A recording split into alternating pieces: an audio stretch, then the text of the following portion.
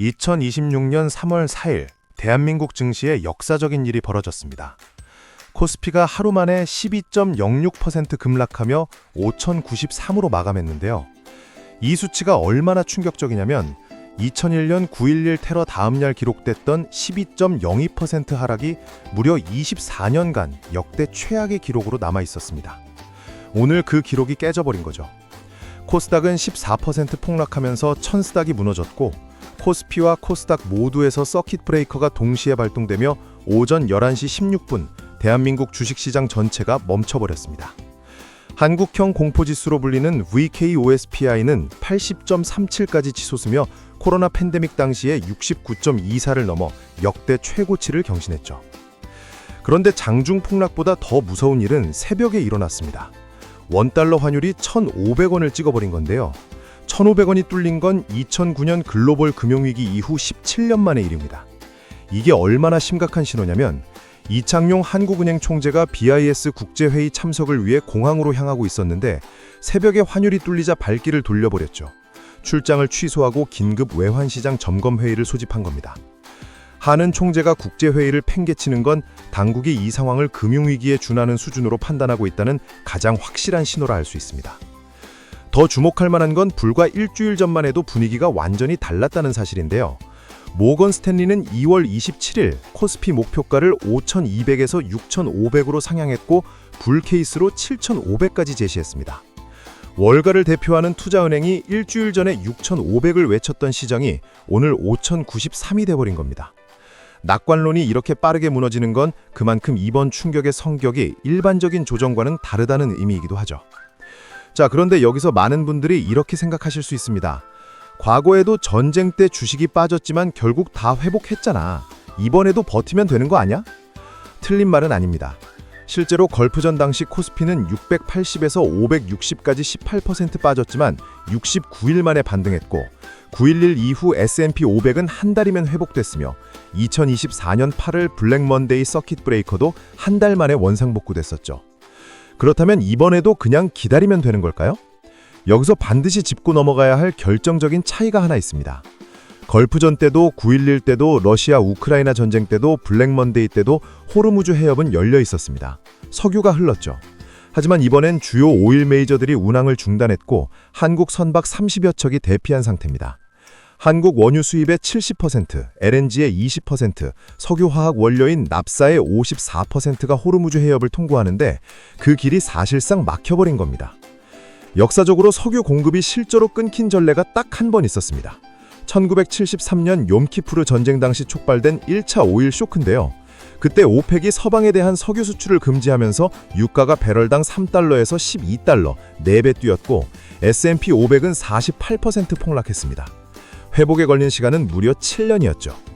지금 호르무즈 봉쇄가 바로 이 1973년형, 즉 석유 공급 자체가 물리적으로 차단되는 구조와 닮아 있다는 점에서 과거 전쟁 데이터를 그대로 갖다 붙이기엔 전제 조건이 완전히 달라진 상황인 겁니다. 자, 그런데 여기서 또 이런 의문이 들 수 있습니다. 수입이 막히는 건 알겠는데 우회 루트를 쓰면 되지 않나? 물론 호르무즈를 돌아서 아프리카 희망봉으로 가는 길이 있긴 합니다. 그런데 이 우회로를 택하면 운항 일수가 최소 15일 이상 늘어나며 해상 운임이 평소의 3, 4배로 폭등하게 됩니다. 그리고 수입만 막힌 게 아니라 수출도 동시에 막혔다는 사실을 간과하시면 안 되는데요. 중동에 물건을 보내는 한국 기업이 1,063곳이 넘습니다. 자동차, 철강, 전자제품, 석유제품이 전부 해협을 거쳐야 중동 시장에 닿을 수 있는데 이 물류 자체가 끊겨버린 거죠. 한국무역협회 추산에 따르면 유가가 10% 오르면 수출 단가는 2.09% 상승하지만 물량이 줄어서 전체 수출액은 오히려 0.39% 감소하고 수입은 2.68% 증가합니다. 수입길도 막히고 수출길도 막히면서 무역 수지가 동시에 무너지는 이중 타격 구조에 빠져버린 겁니다. 이 충격은 곧바로 산업 전반으로 번지게 되는데요. 석유화학 업계는 원료인 납사 가격이 폭등하는데 글로벌 수요는 위축돼서 제품 가격을 올릴 수가 없습니다. 공장을 돌릴수록 손해가 나는 구간에 진입해버린 상태죠. 항공사와 물류기업은 달러로 비행기 렌트비를 내고 달러로 기름을 삽니다. 환율과 유가가 동시에 치솟는 지금 같은 상황에서는 고정비 자체를 감당하지 못하는 줄도산 위기에 직면하게 되는 거고요. 자, 그렇다면 이 모든 위기의 중심축은 무엇일까요? 결국 외국인 매도와 환율 이 두 가지로 귀결됩니다. 외국인이 이틀간 10조 원 넘게 팔아치웠는데요. 외국인 입장에서 한국 주식을 팔고 원화를 달러로 바꿔서 빠져나가면 주가가 떨어지고 환율이 오릅니다. 환율이 오르면 아직 한국에 남아있는 외국인 자산의 달러 환산 수익률이 더 깎이니까 또 팔게 되고 또 팔면 환율이 더 오르는 악순환에 빠지게 되죠. 그런데 여기서 외국인이 빠지면 빠지는 거지 국내 투자자들이 받쳐주면 되는 거 아닌가? 라고 생각하실 수 있습니다. 문제는 외국인들이 단순히 도망치는 게 아니라는 데 있는데요. 파생상품 시장에서 주가 하락에 베팅하는 풋옵션과 선물 매도를 약 10조 원 규모로 쌓아놓은 상태입니다. 현물을 팔아서 지수를 끌어내리면서 동시에 파생상품에서 수익을 극대화하는 구조인 거죠. 실제로 전날까지 외국인의 5조 원 순매도를 개인이 5,800억 원 순매수로 받아냈지만 오늘은 개인 순매수가 797억 원에 그쳤습니다. 매수 체력이 하루 만에 바닥난 겁니다. 그리고 서양 외국인만 빠지는 게 아니라 전쟁 당사자인 중동의 오일머니들, 사우디 PIF나 UAE 국부펀드 같은 자금까지 전쟁 비용을 충당하기 위해 신흥국 투자금을 회수하고 있습니다. 양쪽에서 동시에 빠지고 있는 거죠. 자, 그러면 한국은행이 환율을 막아주고 있으니까 괜찮지 않느냐라고 반문하실 수 있습니다. 한은이 실제로 환율을 1,466원대까지 눌러놓긴 했죠. 그런데 장부상 외환 보유액 4천억 달러와 당장 꺼내 쓸 수 있는 실제 유동성은 전혀 다른 문제거든요. 더 심각한 건 한국은행이 지금 최악의 딜레마에 빠져 있다는 사실입니다. 주식이 박살나고 내수가 무너지면 당연히 금리를 내려서 경기를 부양해야 하는데요. 지금 금리를 내리면 원화 가치가 더 떨어져서 환율이 1,600원을 뚫어버릴 수도 있는 겁니다. 경제를 살리자니 환율이 터지고 환율을 접자니 경제가 죽는 진퇴양난에 놓여버린 거죠. 노동길 신한투자증권연구원은 이 상황의 핵심을 이렇게 짚었습니다. 환율 레벨 자체보다 고착 여부가 중요하다.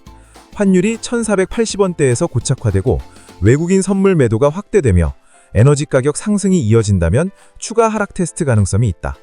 바닥이라고 단정하기엔 아직 확인해야 할 것들이 남아있다는 경고인 거죠. 코스닥 폭락 뒤에는 아직 터지지 않은 시한폭탄이 하나 더 남아 있습니다.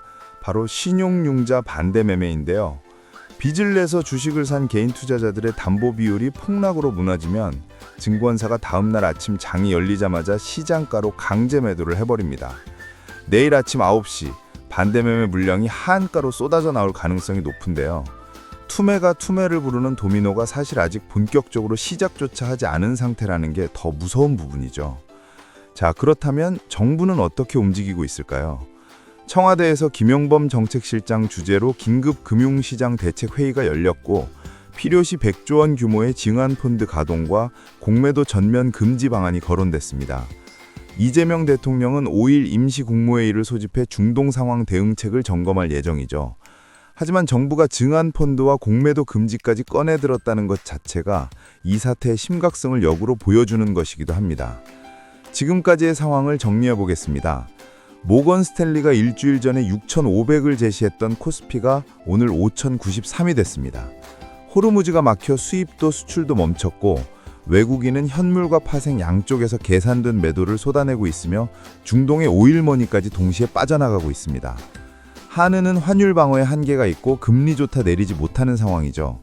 1973년 오일 쇼크 때처럼 석유 공급 자체가 물리적으로 끊긴 상황에서 과거에도 다 회복했으니 이번에도 괜찮다는 판단은 위험할 수 있습니다.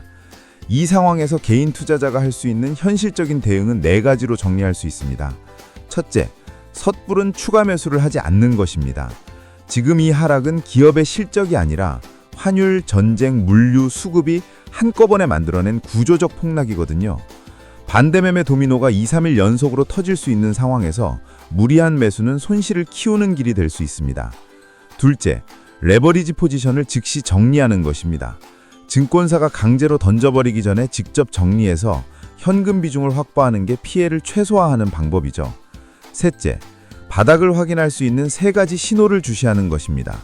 신용융자 잔고가 수조 원 단위로 급감하면서 항복 매물이 쏟아지는 것, 외국인이 선물 시장에서 숏 커버링으로 전환하는 것, 한은 개입 없이도 환율이 자연스럽게 안정되는 것, 이 3가지 중 최소 2가지가 확인될 때까지는 시장에 진입하지 않는 것이 현명합니다. 넷째, 신호가 확인된 이후에도 내수주나 항공주, 부채 비율이 높은 기업보다는 방산이나 조선 같은 구조적 수혜 섹터 혹은 원화 리스크를 분산할 수 있는 달러 기반 자산을 우선 고려하는 것이 현실적인 방어가 될 수 있습니다. 이번 폭락은 단순한 주가 조정이 아닙니다. 지금 가장 중요한 건 수익을 내는 것이 아니라 손실을 줄이는 것, 그리고 다음 기회를 잡을 수 있는 체력을 보존하는 것입니다.